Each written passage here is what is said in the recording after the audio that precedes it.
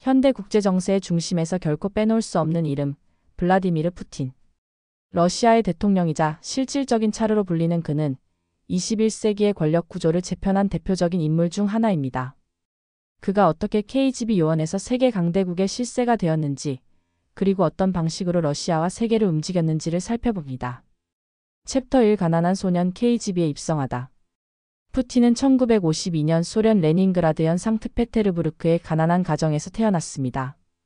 청소년기에는 유도와 삼보 등 무술을 배우며 자기 절제와 규율을 익혔고 모범생으로 대학에 진학해 법학을 전공했습니다. 대학 졸업 후 그는 꿈꾸던 KGB 소련 국가보안위원회에 들어가 동독 드레스덴에서 해외정보요원으로 활동하게 됩니다. 이 시기는 그에게 체계적 통제, 감시, 권력의 속성에 대한 깊은 이해를 심어주었고 이후 그의 정치 스타일에 강한 영향을 미칩니다.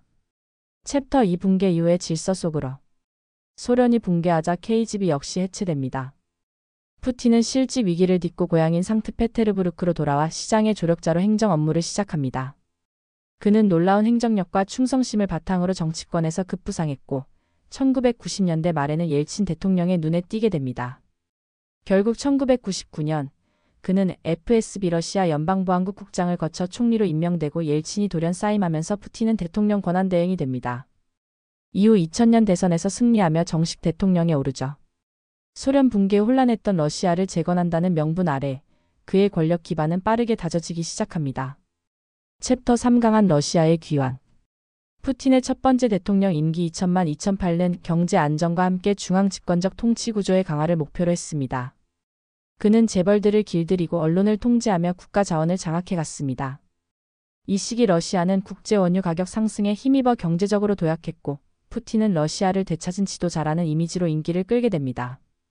동시에 체첸 전쟁을 포함한 내치 강화 서방과의 긴장 속에서 강한 국가를 표방하며 독자 노선을 걷기 시작했습니다. 푸틴의 권력 스타일은 점차 카리스마와 공포를 혼합한 형태로 굳어져 갔습니다.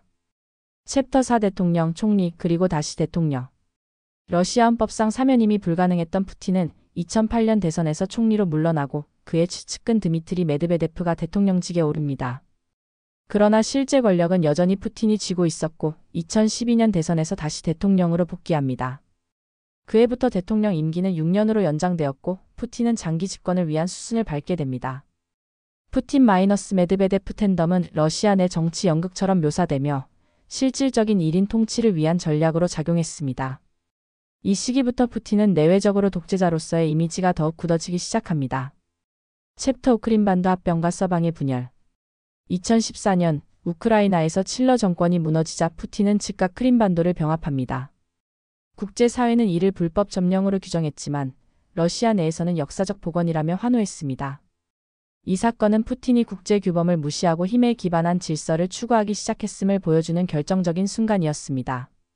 서방 국가들은 경제 제재를 가했지만 푸틴은 중국과의 협력 강화로 대응했습니다. 이 시기부터 러시아는 서방과의 직접적인 대립 구도에 들어서며 푸틴은 반서방 민족주의를 이용해 내부 결속을 다졌습니다. 동시에 언론과 인터넷 검열, 야권 탄압은 한층 심화되었고 권력의 중심은 완전히 크렘린으로 쏠리게 됩니다. 챕터 6 시리아 전쟁과 제국의 부활. 2015년 푸틴은 시리아 내전에 개입하며 중동 외교에 본격적으로 등장합니다. 그는 바샤르 알 아사드 정권을 군사적으로 지원하면서 미국 중심의 국제 질서에 도전장을 던집니다. 러시아군은 공습과 정보전을 통해 반군 지역을 공격했고 이는 러시아가 단순한 지역 강국을 넘어서 세계 안보 질서에 개입할 수 있음을 입증하는 계기가 되었습니다.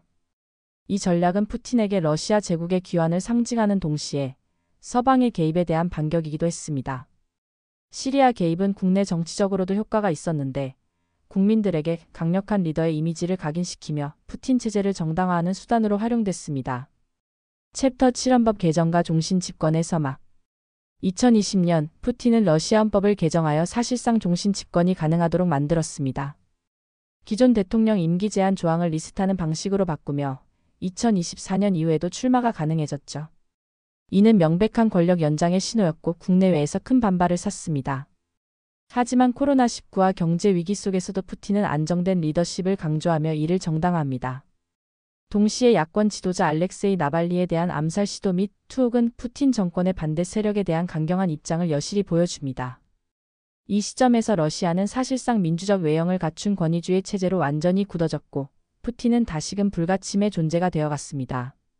챕터 8 우크라이나 전면 침공과 고립의 길. 2022년 푸틴은 전 세계를 충격에 빠뜨리며 우크라이나를 전면 침공합니다.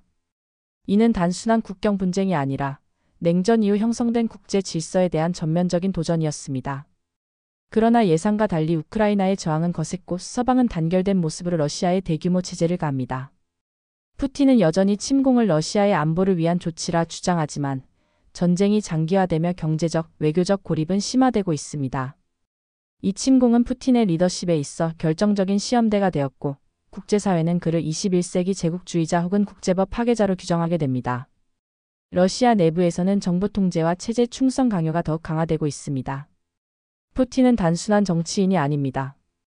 그는 구소련의 붕괴에서 출발해 러시아 제국의 부활을 꿈꾸는 지도자로 자리 잡았습니다.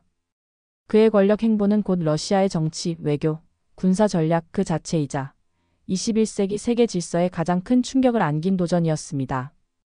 역사의 이름으로 평가받을 그날까지 푸틴의 시대는 아직 끝나지 않았습니다.